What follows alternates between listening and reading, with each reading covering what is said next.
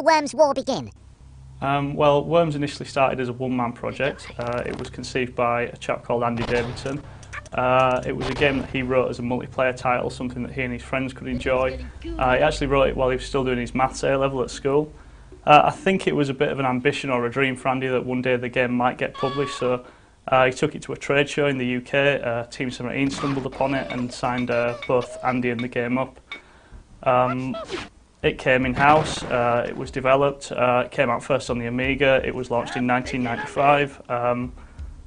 The game came out at a time when 3D graphics were popular. You had consoles like the PlayStation coming into prominence, so from some quarters it initially received a little bit of short shrift because it had a simple appearance, but it was difficult to argue with the addictive quality of the game, and it went on to become a commercial and critical success.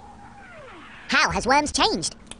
Well, over the years there's been quite a few iterations of Worms. The most dramatic change probably came in the mid-2000s. The game made a couple of appearances in 3D. These appearances were solid enough titles, but they seemed to have a little bit of a mixed reaction, and that was mainly due to the fact that there were natural changes to the gameplay brought about by the game just being in 3D. It lost a little bit of its defensive qualities, some of the strategy suffered a little bit, and it became more difficult to make shots in 3D and so on and so forth. Following those 3D versions, you got the emergence of digital platforms like the Xbox Live Arcade service from Microsoft, Sony's PlayStation Network, the App Store, etc. And when we launched on these platforms, the game went back to its 2D roots and sort of got a new lease of life, really, because it was really successful on those platforms. Can you tell me about your own involvement in the series? To some degree, I've been involved with every Worms game, almost every Worms game, since 1999, starting with Worms Armageddon on the PC.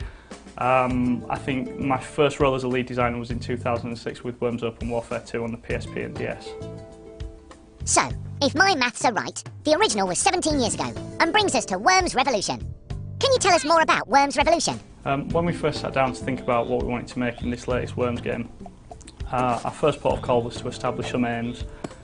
We were very conscious of the history of the brand, where it came from, the number of games that we'd made before that, and kind of, I suppose, to a degree, we wanted people to take notice of this game. We wanted a version of Worms that was essentially a game that could compete with the other high-quality products on those same spaces into which we'd be releasing.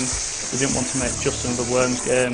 Terms like a next-gen version of Worms were bandied around a lot. So we basically established that we would need a new engine.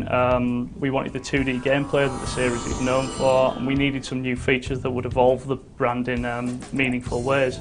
And the result was really a completely new engine. We didn't want to use the 2D engine that we'd used in the past because we felt that that might limit what we were able to do. And we were also worried that it also might end up looking similar to those previous games, which wasn't what we wanted, basically. And how does Worms Revolution fit into the series?